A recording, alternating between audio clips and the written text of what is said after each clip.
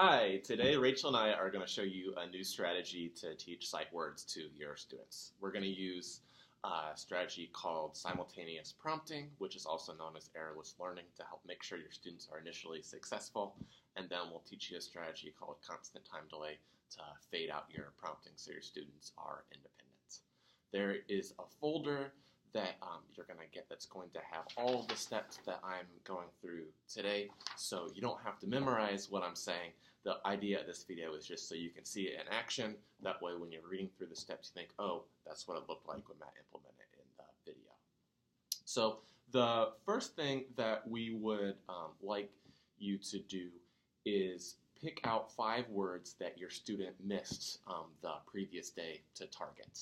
We've made a data collection sheet for you, and on this sheet is the last day that we collected data. So when you start on the first day, you can see, okay, what are 5 words that the student missed to target?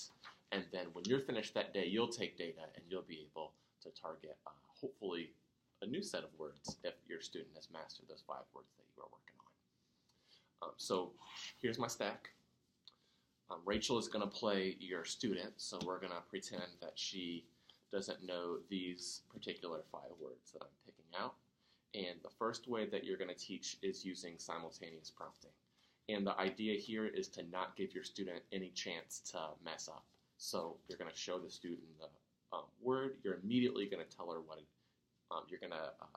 immediately tell her what it is. This word is on. She's going to get the word right, hopefully, and then immediately you're going to say, awesome job, you read the word on. So that reinforces her and gives her a chance to hear that correct answer one more time. If by chance she doesn't give the correct response or she just says nothing, then I'm going to say the word again. It's helpful when you start this instruction to kind of let the student know what it is that you're going to be doing. So I would probably say, Rachel, I'm going to show you a word, I'm going to tell you what it is, and then I want you to tell me what the word is. So that way she understands she's just repeating the word that you're saying. So that you have an idea of what that looks like, I'm going to show you right now what that would look like for Rachel with these 5 words. You're just going to keep rotating through the 5 words 3 times using simultaneous prompting. All right, Rachel, I'm going to show you some words, and first I'm going to tell you what it is, and then I want you to tell me what the word is. Are you ready? Yes. All right. On. On. Awesome job. The word's on. Run. Run. Good job. The word's run. So. So. Good job. The word's so.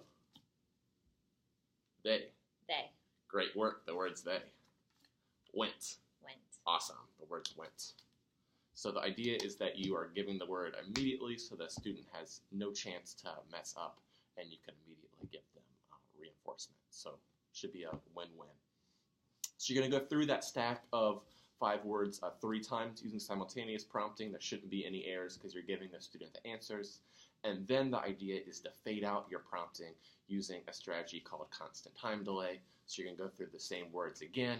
This time you're going to show the flashcard, but you're going to wait 3 seconds for a response from the student.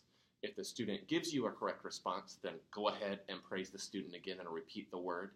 If they don't give you any response after 3 seconds, or they give you the wrong response, tell the student the word and have them repeat the word back, and then you can be able to praise them. So the idea is no matter what, you're going to make sure they get it successful, but you're going to give them a chance, that 3 seconds, to get it right on their own.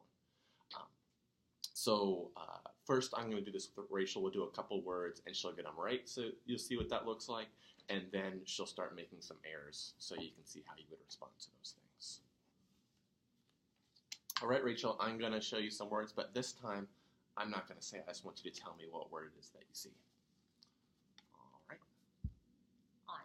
Awesome. The word's on. Good work. Run. Great job. The word's run. Doing great today. So. So. Perfect. That word is so. So I'm counting to 3 seconds in my head. They. They. Good work. The word's they. Whip. Went. Went. Awesome job. The word's went. So if she gets it right, immediate reinforcement, saying the word again. If she says nothing, I wait for 3 seconds to give her a shot, and then I tell her the word. And if she gets it wrong, immediately I tell her the word, have her repeat it back to me. The idea is that you would go through all of the words 3 times with the simultaneous prompting, so saying the answer first, and then 2 times with time delay, so giving the student a chance to get it independently. What we want you to do is, with however much time you have to provide instruction, keep repeating that sequence of 3 rounds simultaneous prompting, 2 rounds constant time delay, until your student has 0 errors. However, if you've only set aside 15 minutes and you run out of time, then just stop where you are. That is okay. If your student masters all 5 words and you have extra time, then it's okay to start putting additional words they don't know into the sequence and keep on going.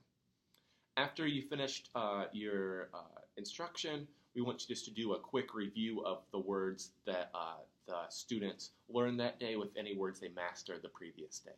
So let's say that today Rachel mastered on, run, and so, and she already knew his from a previous day. Then we would just have you go through those words 2 more times using constant time delay, just as a review of one she's mastered, one that she's mastered in the past. And then when you're finished with that review, take all 10 of your words, mix them all up, and then just do your probe of those 10 words. So you're not teaching anymore. You just want to see, can you get them if I hold them up? And then collect your data. That way you can see the progress that your students made, and then that next day you'll know which words are already mastered that you can move on from and which words you want to target for that next day. Like I said, you don't have to memorize everything I've said because it is all here for you in your folder. Hopefully this is just giving you a good idea of what the instruction would actually look like. So we'll be excited to see you use this with your students.